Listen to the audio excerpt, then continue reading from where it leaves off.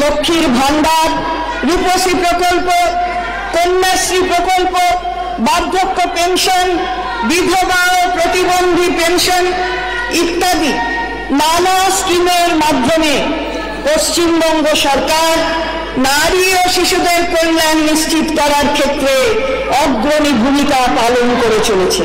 আমাদের মা বোনদের হাত আরো শক্ত করার জন্য এই মা মাটি মানুষ সরকার আনন্দের সঙ্গে জানাচ্ছে যে লক্ষ্মীর ভান্ডার প্রকল্পে তফসিলি জাতি এবং জনজাতি শ্রেণীর জন্য আর্থিক সহায়তা বৃদ্ধি করে মাসিক 1200 টাকা এবং অন্যান্যদের জন্য এই সহায়তা বৃদ্ধি করে মাসিক 1000 টাকা করা হবে।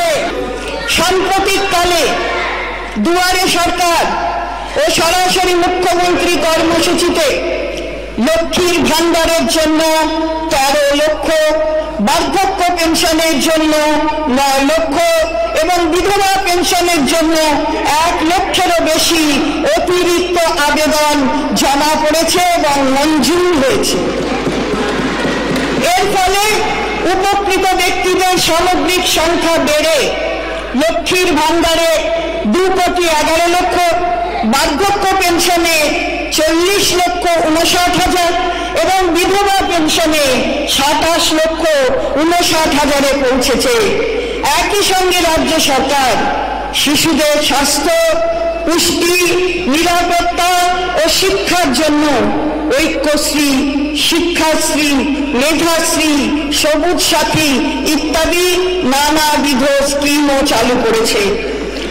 আমাদের রাজ্য উন্নয়নের বাজেটে 44% আমরা নারী ক্ষমতায়ন ও লিঙ্গ সমতা নিশ্চিত করার কাজে এবং 17% শিশুদের সর্বাঙ্গীন কল্যাণে ব্যয় করি।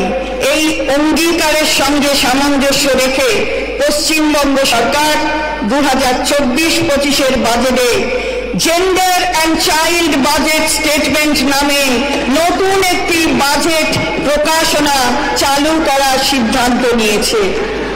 রাজ্য সরকার বিশ্ব ব্যাংকের সহায়তায় আরও কার্যকরী নারী ক্ষমতায়ন এবং সামাজিক অন্তর্ভুক্তির ব্যবস্থা গড়ে তোলার জন্য গুরুত্বপূর্ণ পদক্ষেপ গ্রহণ করেছে। এই প্রকল্পে বিভিন্ন দপ্তরের সমন্বয়ে উইমেন এমপ্লয়মেন্ট প্ল্যাটফর্ম WEP গড়ে তোলা হচ্ছে। মাননীয় অধ্যক্ষ মহোদয়, গত বাজেটে আমরা চা বাগান শ্রমিকদের জমির অধিকার প্রদানের অঙ্গীকার করেছিলাম, তার প্রয়োজনীয় পলিসি প্রণয়ন সম্পন্ন করেছি। এখনো পর্যন্ত চা বাগানের 2,500 একরেরও বেশি অব্যবহৃত উদ্বৃত্ত জমি ফিরিয়ে নিয়ে প্রায় 23,000 চা বাগানের শ্রমিকদের মধ্যে প্রত্যেককে সর্বোচ্চ 5 শতক পর্যন্ত বাস্তু জমির পাট্টা প্রদান করা হয়েছে এবং প্রত্যেককে বাড়ি বানানোর জন্য চা সুন্দরী